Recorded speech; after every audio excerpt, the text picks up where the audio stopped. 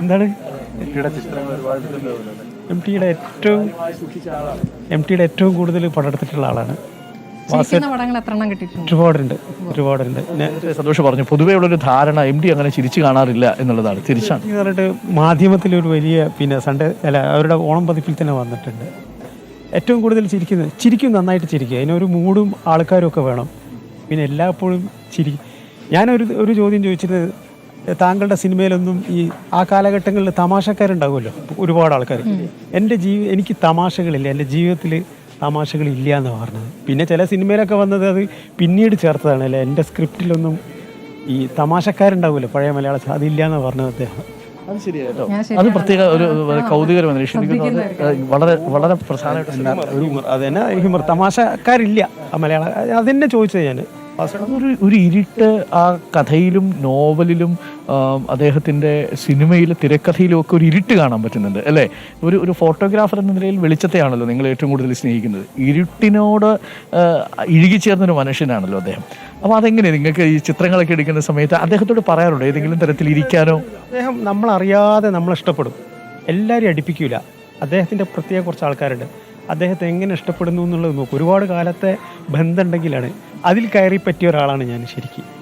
അപ്പം ഡൽഹിയിൽ നിന്നൊക്കെ ആരെങ്കിലും MTയുടെ പടം ചോദിച്ചിട്ടുണ്ടെങ്കിൽ എന്നെ വിളിച്ച് പറയാം, മുസ്തഫ ഇങ്ങനെ ഒരാൾ ചോദിക്കും, അവർക്ക് പടം കൊടുക്കണം എന്നുള്ളത് പറയും. അത്രയുള്ള ഒരു ബന്ധമായിരുന്നു. അതിനുമുമ്പ് വൈക്കം ബഷീർ കേറ്റാണ് ഏറ്റവും അങ്ങനെ ഉണ്ടായിരുന്നു. പുനലൂർ ബാലനുമായും ഇതേപോലെ ആത്മബന്ധം ഉണ്ടായിട്ടുണ്ട്. ഞാനതാണ് നേരത്തെ പറഞ്ഞത്. പുനലൂർ രാജൻ. പുനലൂർ രാജൻ. അപ്പോൾ എനിക്കൊന്നു ഈ തകഴിയുടെ ചിത്രം എടുത്തത് അദ്ദേഹമാണ് അല്ലേ? പുനലൂർ രാജനാണ്. പുനലൂർ രാജൻ. കാരണം പുനലൂർ രാജൻ ഇവരുടെ ഒരു ഗ്രൂപ്പായിരുന്നു, ഇതിലൊരു അംഗമായിരുന്നു. ഇതിനെ കുറിച്ച് MD ഒരു കാലത്ത് പറയുന്നുണ്ട്, ഈ തകഴി വീടി ഇങ്ങനെ കത്തിച്ചു കൊടുക്കുന്നുണ്ട്. വീടി കത്തിച്ചു കൊടുക്കുന്ന ദൃശ്യം എടുത്തപ്പോൾ പറയുന്നുണ്ട്, ഒരു ബ്ലാക്ക് ആൻഡ് വൈറ്റ് ക്യാമറയുമായി വന്നൊരു ചാരനാണ് അയാൾ. ഒരു ചാരന് മാത്രം സാധിക്കുന്നതാണ് ഈ ഫോട്ടോ എന്ന് പറയുന്നുണ്ട്. ഇവർ മദ്യപിക്കുന്ന ഒരു പടമുണ്ട്. അത് എന്നിട്ട് ഞങ്ങൾ ഇവരെല്ലാം കൂടി ഒരു ഗ്രൂപ്പ് മദ്യപിക്കുന്നത്. അപ്പോൾ അത് പടമുണ്ടത്. അത് ഞങ്ങൾ എക്സിബിറ്റ് ചെയ്തപ്പോൾ എന്നോട് ഒരാൾ പറഞ്ഞു, ഇങ്ങനെയുള്ള ഒരു പടം നിങ്ങൾ ഒരിക്കലും നമ്മളെ ഒരു പത്രക്കാരൻ, മുതിർന്ന പത്രക്കാരൻ തന്നെയാണ് വെച്ചത്. പക്ഷെ ആ കാലഘട്ടത്തിലൊന്നും അത് അത്ര ഒരു മദ്യപാനം എന്ന് പറഞ്ഞത് അത്ര വലിയ പ്രശ്നമല്ല. ഇപ്പോഴും അല്ലാന്നാണ് ഞാൻ മദ്യപിച്ചിട്ടില്ലെന്നേ വരെ. പക്ഷെ അങ്ങനെ അതൊരു കുഴപ്പമാണെന്നൊന്നും എനിക്ക് അത് മാറ്റിവെക്കണമെന്നോ അത് എടുക്കരുതെന്നോ അങ്ങനെ ഒരു നിഷ്കർഷമൊന്നും ഒന്നുമില്ല. വ്യാജമായ പ്രതിച്ഛായകൾ എനിക്ക് വേണ്ട എന്ന നിലപാട് പുള്ളിക്കൊണ്ട്. അദ്ദേഹത്തിന് ഒരുപാട് പ്രതിച്ഛായ തന്നെ വേണ്ടെന്നാണ് അദ്ദേഹം എനിക്ക് തന്ന പല ഇൻ്റർവ്യൂവിലും പല പ്രശ്നങ്ങൾ. ചിലതും തുറന്നു പറയാൻ പറ്റില്ല എന്നുള്ളതാണ്. അതായത് അരസികന്മാരെയും ഈ ബുദ്ധിശൂന്യരെയൊന്നും ഞാൻ അടുപ്പിക്കില്ല, അകറ്റി നിർത്തുകയുള്ളൂ ചെയ്യുള്ളൂ എന്നാണ് പറഞ്ഞത്. അല്ലാതെ വേറെയും വേർഡുകളുണ്ട്, പക്ഷെ അതെനിക്ക് പറയാൻ പറ്റില്ല എന്നുള്ളതാണ്. അടുപ്പിച്ച് നന്നായിട്ട് പറയായിരുന്നു. ഈ സംസാരം തുടങ്ങിക്കഴിഞ്ഞാൽ നിർത്താതെ പറയും. അതാണ് MTൻ്റെ ഒരു ഗുണം. അത് ഇഷ്ടപ്പെട്ടവരോടാണ്. ഇപ്പോൾ ഇൻ്റർവ്യൂവിനൊക്കെ ഇഷ്ടപ്പെട്ടിട്ടുണ്ടെങ്കിൽ നിർത്താതെ പറയുന്നത്. അപ്പോൾ MT തന്നെ മാറും. ചില പ്രസംഗങ്ങളിലും അങ്ങനെ തന്നെയാണ്. അദ്ദേഹം മാറിക്കഴിഞ്ഞാൽ ഭയങ്കര രസമായിരിക്കും. അത് ആംഗ്യങ്ങളും എല്ലാം. വേറൊരു ഉദാഹരണം പറയാം. നമ്മുടെ ഈ കരുണ എന്ന് പറഞ്ഞിട്ടുള്ള ഈ സ്പീച്ച് സംസാരിക്കാൻ പറ്റാത്ത കുട്ടികളുടെ അവിടെ വന്നിട്ട് ആ കുട്ടികൾക്ക് വേണ്ടി പ്രസംഗിക്കുമ്പോൾ ഇത് ട്രാൻസ്ലേറ്റ് ചെയ്യുന്നത് ഒരു കന്യാസ്ത്രീയാണ്, അവിടെയുള്ള ടീച്ചറാണ്. അപ്പോൾ ആ കുട്ടികൾക്ക് വേണ്ടിയിട്ടാണ് MT പ്രസംഗിക്കുന്നത്. ആംഗ്യങ്ങൾ, അതേ ആംഗ്യം തന്നെയാണ് ഈ കന്യാസ്ത്രീയും ചെയ്യുന്നത്. അതിന് വലിയ അത്ഭുതമായിട്ടുള്ള കുറേ പടങ്ങൾ ഞാൻ കുട്ടികളുടെ മനസ്സിലുണ്ട്. റോസ് ഭയങ്കര ഇഷ്ടമാണ്. പല പടത്തിലും ഈ റോസ് മണക്കുന്ന പടം എൻ്റെ അടുത്തുണ്ട്. മനോരമയിൽ അടിച്ചു. റോസ് ഭയങ്കര ഇഷ്ടമാണ്. അത് കയ്യിൽ പക്ഷെ ആരെങ്കിലും കൊടുത്ത് ബൊക്കയൊക്കെ കൊടുത്താൽ അത് കുട്ടികളായിരുന്നു ഏറ്റവും കൂടുതൽ ഇഷ്ടം MTക്ക്. അതിനൊരു ഉദാഹരണം, ഞാൻ മനോരമയിൽ നിന്ന് റിട്ടയർ ചെയ്തതിന് ശേഷം ദേശാഭിമാനിക്കാരെന്നെ വിളിച്ചു.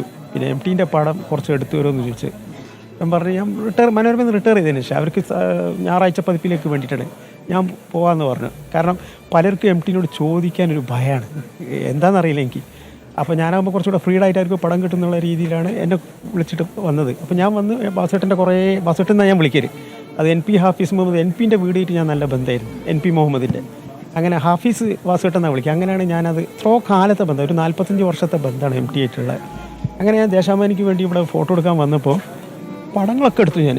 അത് കഴിഞ്ഞ് ഞാൻ തിരിച്ചിങ്ങോട്ട് വരുമ്പോൾ വാസുവേട്ടൻ പറഞ്ഞു എന്നോട് പോകലെന്ന് പറഞ്ഞു.